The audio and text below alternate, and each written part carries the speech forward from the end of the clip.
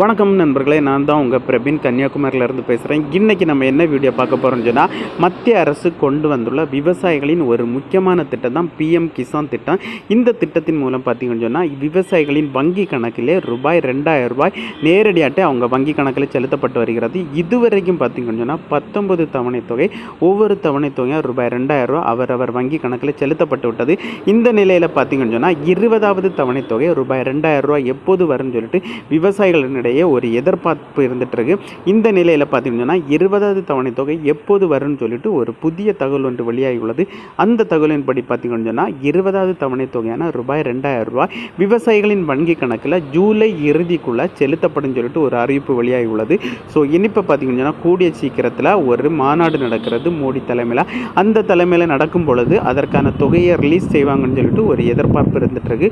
So உங்களுக்கு 20வது தவணை தொகை கிடைக்கணும்னு சொன்னால் கண்டிப்பாட்டு நீங்கள் இகேஒய்சி அப்டேட் பண்ணணும். இன்னும் இகேஒய்சி நீங்கள் அப்டேட் பண்ணலைன்னு சொன்னால் கூடிய சீக்கிரத்தில் அப்டேட் பண்ணுங்கள். அப்போ தான் உங்களுக்கு 20வது தவணை தொகை கிடைக்கும். Okay friends, thank you.